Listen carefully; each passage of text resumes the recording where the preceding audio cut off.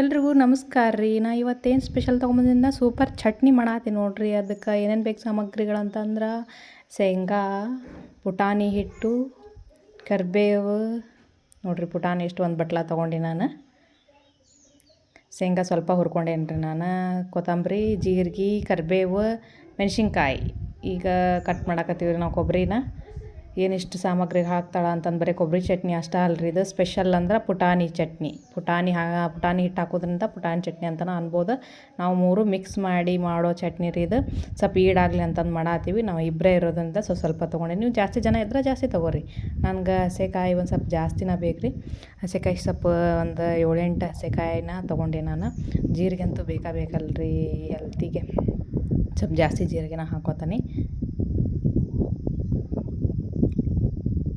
ಈಗ ಶೇಂಗಾ ಹುರಿದಿದ್ದು ಶೇಂಗಾ ಹಾಕ್ಕೊಳ್ಳೋಣ ಬರ್ರಿ ಜಾರಿಗೆ. ಜೀರಿಗೆ ಹಾಕೋತೇನೆ ನೋಡಿರಿ. 1 ಸ್ಪೂನ್ ಅಷ್ಟು ಜೀರಿಗೆ ಹಾಕೋತೀನಿ. ನಿಮ್ಗೆ ಜಾಸ್ತಿ ಬೇಕಾದ್ರೆ ಜಾಸ್ತಿ ಹಾಕೋರಿ.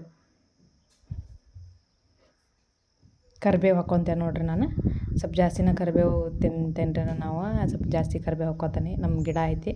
ಕೊತ್ತಂಬರಿ, ಮೆಣಸಿನ್ಕಾಯಿ ನೋಡಿರಿ. ಸ್ಪೆಷಲ್ ಚಟ್ನಿ ಅನ್ನೋದಕ್ಕೆ ಸ್ಪೆಷಲ್ ಅಂದ್ರೆ ಏನು ರೀ, ಪುಟಾಣಿ ಹಿಟ್ಟು ಹಾಕಕತ್ತೆ ನಾನು. ಪುಟಾಣಿ ಹಿಟ್ಟಿನ ಫ್ಲೇವರ್ ಬರ್ತೈತೆ ಇದು. ಮಸ್ತಾಗಿ ಚಟ್ನಿ ಬರ್ತೈತೆ. ಎಲ್ಲರೂ ಕೊಬ್ಬರಿ ಚಟ್ನಿ, ಶೇಂಗಾ ಚಟ್ನಿ ತಿಂತಾರೆ. ಪುಟಾಣಿ ಹಿಟ್ಟು ಹಾಕಿ ಮಾಡಿರಿ. ಇದೊಂಥರ ಮಸ್ತ್ ಬೇರೆ ಫ್ಲೇವರ್ ಬರ್ತೈತೆ ನೋಡಿರಿ. ಇದು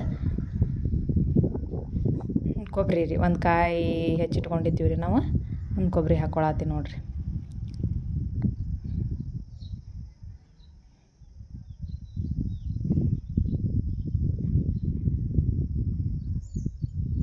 ನೋಡಿರಿ ಜಾರ್ನಾಗ ಸಜ್ಜು ಮಾಡ್ಕೊಂಡೀನಿ. ಮತ್ತು ಬೆಳ್ಳುಳ್ಳಿ ಇರ್ಲಿಕ್ಕಪ್ಪ ಅಂದ್ರೆ ನಡೆಯಂಗಿಲ್ಲ ರೀ. ಬೆಳ್ಳುಳ್ಳಿ ಹಾಕ್ಕೊಂಡೀನಿ. 1-2 ಹೆಸರು ತೊಗೊಂಡೀನಿ ಬೆಳ್ಳುಳ್ಳಿ ಹಾಕ್ಕೊಳತ್ತೀನಿ ನೋಡಿರಿ ನಾನು. ನಾನಂತ ಕಲ್ಲುಪ್ಪು ಭಾಳ ಯೂಸ್ ಮಾಡೋದ್ರಿಂದ ಕಲ್ಲುಪ್ಪು ನಿಮ್ಗೆ ಎಷ್ಟು ಬೇಕಾ ಚಟ್ನಿಗೆ ಅಷ್ಟು ಹಾಕ್ಕೊಂಡೇನಿ ರೀ. ನಾನು 1 ಸ್ಪೂನ್ ಅಷ್ಟು ಹಾಕ್ಕೊಳತ್ತೀನಿ ಕಲ್ಲುಪ್ಪನ್ನ.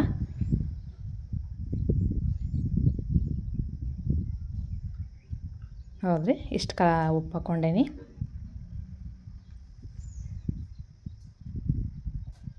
ಸ್ವಲ್ಪ ಶುಗರ್ ಹಾಕ್ಕೋತೇನೆ ರೀ. ನಿಮ್ಗೆ ಶುಗರ್ ಏನಾರು ಬೇಡ ಅಂದ್ರೆ ಸ್ಕಿಪ್ ಮಾಡ್ಕೊರಿ. ನನಗೆ ಸ್ವಲ್ಪ ಶುಗರ್ ಅಂತ ಬೇಕು ರೀ. ಸಕ್ರೆ ಹಾಕ್ಕೊಂಡಿರ್ತಾನೆ.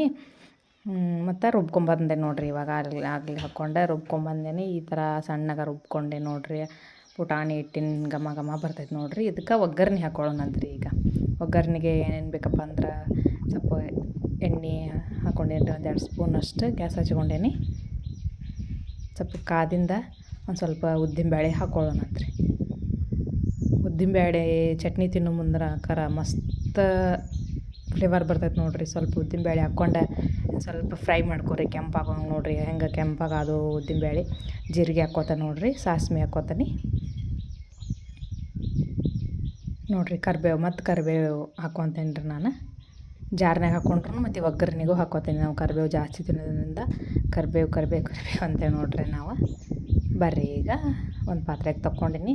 ಅದಕ್ಕೆ ಒಗ್ಗರಣೆನ ಹಾಕಿಬಿಡೋಣಂತ ನೋಡಿರಿ. ಹೆಂಗಾಗೈತಿ ಚಟ್ನಿ ಅಂತಂದ್ರೆ ಮಸ್ತ್ ಚಟ್ನಿ ಆಗೈತೆ ನೋಡಿರಿ. ಮಾಡ್ಕೊಂಡು ತಿನ್ನಿರಿ ನೀವು. ಇದಕ್ಕೆ ಇನ್ನೊಂದು ಟಿಪ್ಸ್ ಏನು ಹೇಳ್ಬೇಕಪ್ಪ ಅಂದ್ರೆ, ನಿಮ್ಗೆ ಚಟ್ನಿ ಹಳಸುತ್ತಾ ಅಂತಂದು ನೀವು ಏನಾರ ಫ್ರಿಜ್ ಇಲ್ಲಾರ್ದವರು ಫ್ರಿಜ್ನಾಗ ಇಟ್ಕೊತಾರೆ. ಫ್ರಿಜ್ ಇದ್ದವ್ರು ಫ್ರಿಜ್ನಾಗ ಇಟ್ಕೊತಾರೆ.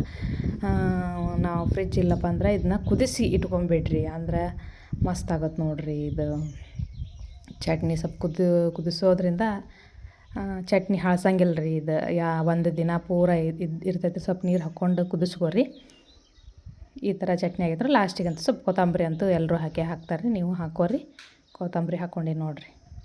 ಚಟ್ನಿ ರೆಡಿ ಆಗೈತೆ ನೋಡಿರಿ. ನೀವು ಕುಡ್ಕೊಂಡು ದೋಸೆ ಒಳಗೆ, ಪಡ್ಡಿನೊಳಗೆ, ರೊಟ್ಟಿ ಒಳಗೆ ಎಲ್ಲದ್ರಾಗೂ ತಿನ್ನೋಣ ಬರ್ರಿ.